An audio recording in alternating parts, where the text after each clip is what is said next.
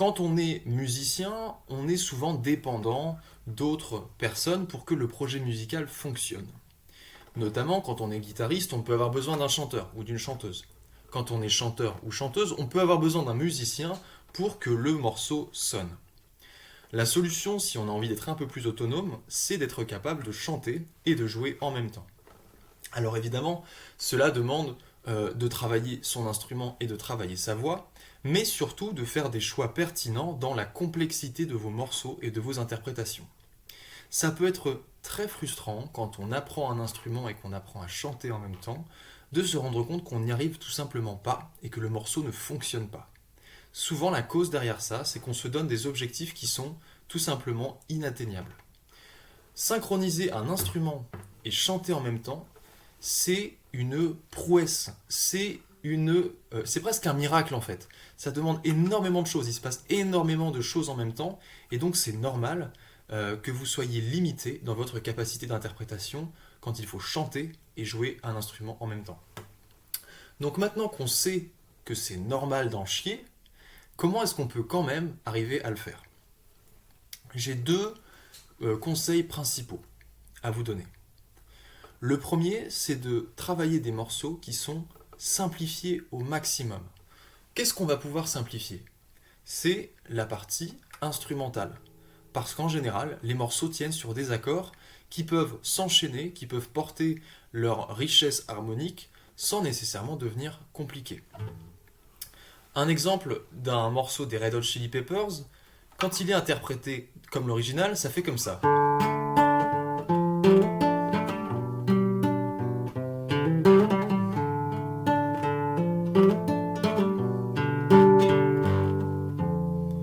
Si j'essaye maintenant de chanter en même temps que je joue ça. My friend is so depressed.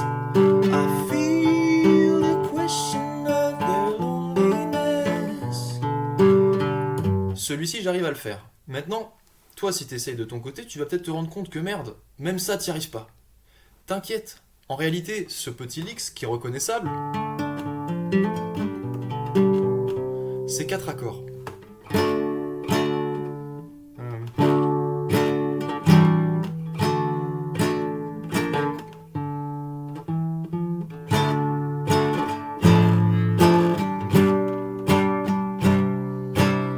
Et là, tout de suite, c'est plus facile à jouer. My friend is so depressed. I feel the question of their loneliness. Confined, 'cause I'll be on your side. You know I will. Et quand tu n'es pas en train de chanter, tu peux revenir sur le thème original.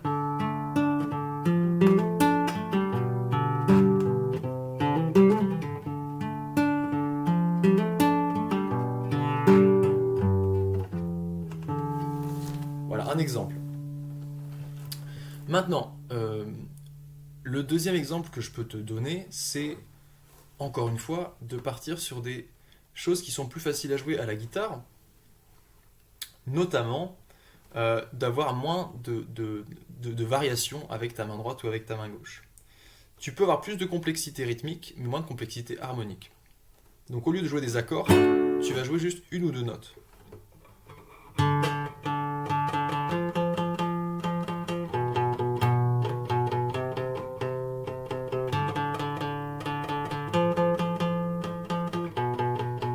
C'est le même morceau. My friend are so depressed. I feel the question of their loneliness. I feel. Et là, tu vois que ça apporte une couleur complètement différente à ton morceau, sans forcément que ça soit très compliqué à jouer. Tu peux donc simplifier en mettant un rythme un peu plus simple au début. So depressed, I feel the question of their loneliness. Et ensuite, tu vas pouvoir apprendre un peu mieux à délier les deux. Autre conseil, si tu te rends compte que tu n'arrives pas à jouer ton rythme, par exemple celui-ci,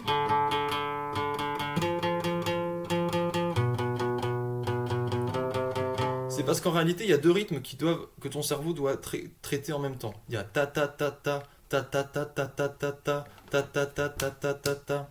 Et en même temps, na na na na na na na na na na na na na na na. Donc, si ta main, souvent quand on joue, la main va vouloir faire ce que la voix cherche à faire, ou vice versa. C'est-à-dire que par exemple, My friend, I'm so depressed. Bon là en l'occurrence j'arrive à le faire donc c'est pas un bon exemple, mais des fois ta main, le rythme va se mélanger dans ta tête. À ce moment-là il faut reprendre les choses à la base, faire plus simple. Par exemple, au lieu de chanter na na na na na na, tu fais juste la première note.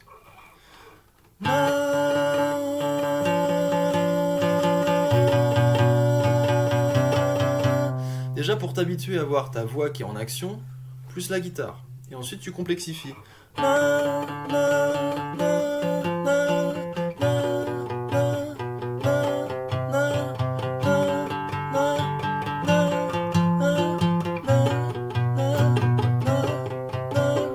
Et là tu vas voir que ton cerveau il arrive quand même mine de rien à créer deux rythmes. Mais la base, c'est d'arriver à l'entendre pour soi. Si tu arrives à l'entendre dans ta tête,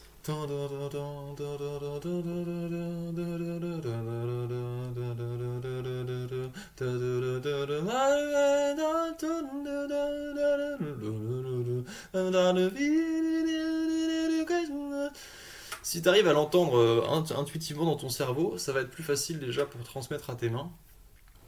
Si tu n'arrives pas à le sentir, si si tu en viens à un stade où il faut jouer, où tu te forces, où tu es là comme ça, non mais 1, 2, 1, 2, 3, 1, 2, 3, 4, 1, 2, 3, 4, 1, 2, 3, 4, 1, 2, 3, 4.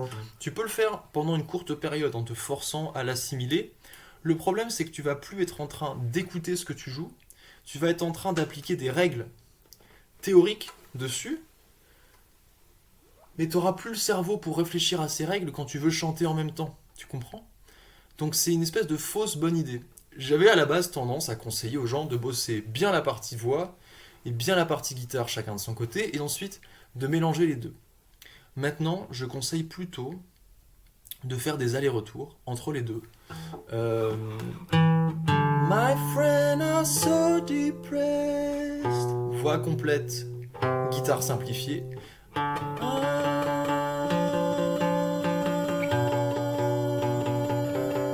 Guitare complète, voix simplifiée. Et ensuite un entre-deux.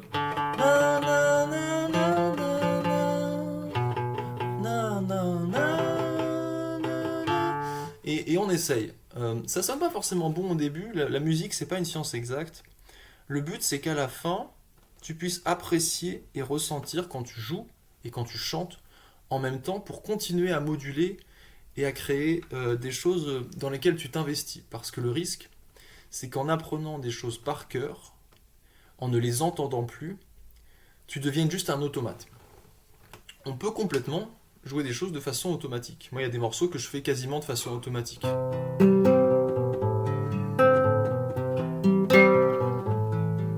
I heard there was a sacred chord that David played and it pleased the Lord, but you don't really care for music, do you? Celle-ci, je l'ai jouée beaucoup, du coup, maintenant, ma main fait les choses plus ou moins sans réfléchir. Le problème, c'est qu'avec ça, eh bien, on perd un peu dans l'intensité de la première fois. Donc moi, ce que je te conseillerais, c'est de toujours chercher, finalement, à être à la limite de te péter la gueule. Et de ne pas avoir peur de ça. Surtout. De ne pas avoir peur de ça. La musique, il vaut mieux l'entendre. Et s'y perdre que ne pas l'entendre et chercher à faire quelque chose qui va juste nous satisfaire mentalement parce qu'on a des complexes, on a besoin de faire les choses bien, mais on perd de vue la musique. La musique, on va jamais pouvoir atteindre ce qu'on entend dans notre tête, mais tout ce qu'on peut faire, c'est donner du cœur quand on est en train de la jouer, et ce sera jamais parfait. Ce sera jamais parfait. Donc n'essaye pas de coller à une version qui existe. ta version dans l'erreur, même dans un rythme foiré. Je la préfère 1000 fois à une version parfaite qui n'a pas d'âme, tout simplement. Tes erreurs, ça fait partie de ta personnalité. Et ce ne sont pas des erreurs, c'est l'expression de toi et de la musique. Voilà, tout simplement. Donc j'espère que cette vidéo t'aura été quand même utile. Et puis continue la musique et à bientôt. Salut!